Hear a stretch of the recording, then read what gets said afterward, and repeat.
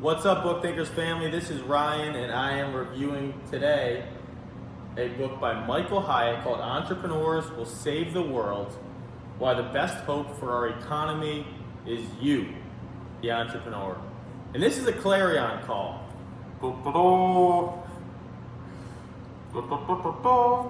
So a clarion call, I had to look it up, is a call to action. And this is a call to action for entrepreneurs and future entrepreneurs. It's something that shouldn't be taken lightly in a world where we have a decline in American entrepreneurship. The one thing I loved about this, and I think the reason for the clarion call, is entrepreneurship can impact many different areas of an economy or a community. And in this book, Michael is able to pick on three that are super important. And this is a good message to learn as an entrepreneur and also be able to share with family, friends, and other entrepreneurs to continue to inspire them. That message is that you can impact government, community, as well as your customer. So let's take a $1 million small business.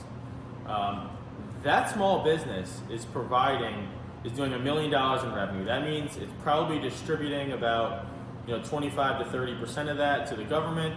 And the government now has $250,000 that they can now distribute based on whatever it is they desire for the common good of our community, our culture, or our people.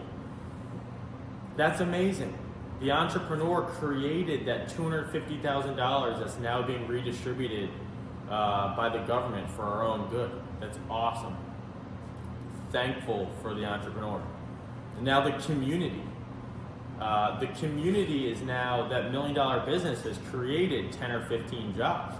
Those jobs are all very different. If the entrepreneur is really good at what he's doing, he's built a great culture.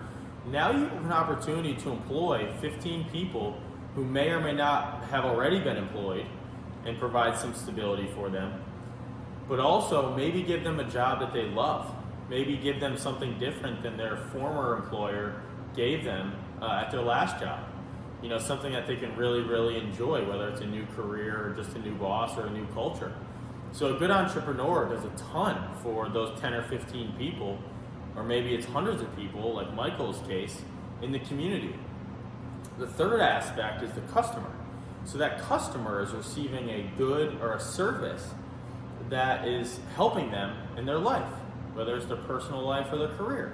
So you're benefiting that customer in your business, and you're benefiting probably hundreds or thousands of customers.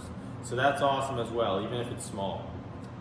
So the entrepreneur, as you can see, provides great benefit to the community, but sometimes that is either misrepresented or misunderstood, or maybe just not fully understood because perspective that one hasn't actually heard.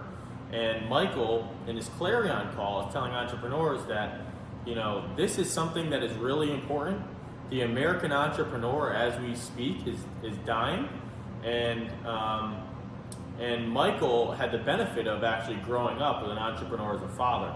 So he had an entrepreneur as a father, his father gave him a lot of these kind of characteristics and traits, and this understanding, this perspective that allowed him to go out and become an entrepreneur to benefit others as well as himself.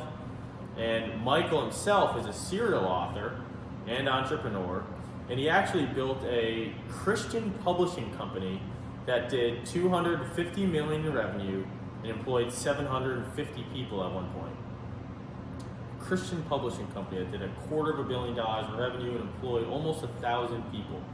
That company ended up selling to HarperCollins, and Michael talks very openly about one of the storms that he faced as a publisher and the huge transformation of going from physical book publishing to the surgence of digital reading and digital books, and the ability to be able to adapt and pivot very quickly with so much at stake. Outside of the awesome statistics that Michael provides in the book, one of the things I loved the most was when he talked about the Battle of Dunkirk. And it brings me back to when I'm an entrepreneur. I also played college football, and we were going to the championship, and our college football coach said to everybody, he said, burn the boats, we're staying here, we're going on that field, there is no plan B, there is no looking back, there is no doubting yourself or questioning yourself. Time is now, and we're burning the boats. And so in the Battle of Dunkirk, King George at the time, I think it was King George VI, had his prime minister step down, Prime Minister Chamberlain. And he quickly appointed Winston Churchill as the Prime Minister and Minister of Defense.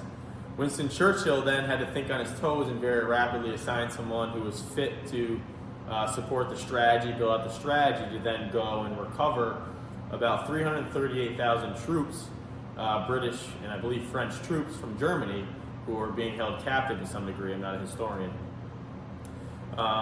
What Winston and the Admiral did is they actually developed a strategy in a very short time where they were able to persevere the challenge that they had, which was the English Channel was very shallow and I think narrow as well. And they were able to persevere that. They used civilians.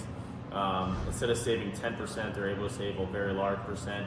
But just one example of like the battles entrepreneurs go through and how awesome, and what they're able to provide by going through those battles, and just to be able to share some of those stories with your community.